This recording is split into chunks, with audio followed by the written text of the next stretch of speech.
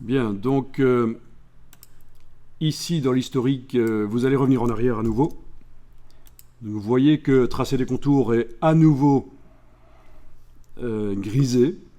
Et donc on sait que si maintenant je décide de refaire de la teinte saturation, la tracé des contours va disparaître de la palette historique. Sauf que cette fois-ci, on va aller enclencher une option qui empêche qu'elle disparaisse. Et vous allez voir que ça peut être vraiment intéressant, ça va devenir intéressant à ce moment-là au niveau créatif. Donc l'option, elle se trouve dans le menu de la palette historique. Donc vous allez dans le menu de la palette historique jusqu'à la ligne option d'historique.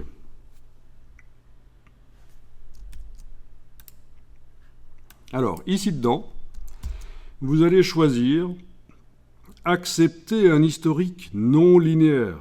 Vous cochez.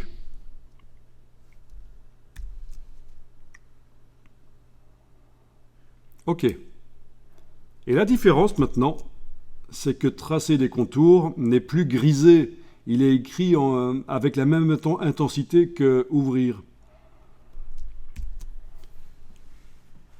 Et si maintenant, je vais mettre un réglage de teinte saturation, tracer des contours restera. Donc on est bien d'accord, pour l'instant vous n'êtes pas en train de voir l'image avec l'effet de tracer des contours. Vous voyez l'image telle qu'elle était au moment où on l'a ouverte, une photo normale.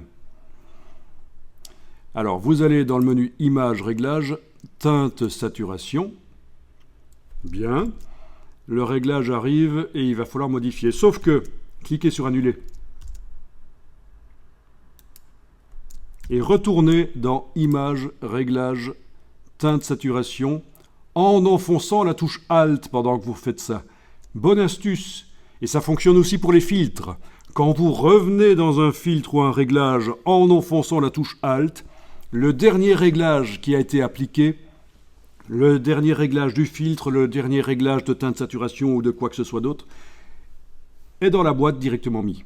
Et ça, c'est pratique. Donc, vous êtes censé enfoncer la touche Alt et aller dans Image, Réglage, Teinte, Saturation et directement vous retrouvez le réglage que vous aviez choisi tout à l'heure. Vous cliquez sur OK. Teinte, Saturation est là. Tracer des contours est resté. Parfait.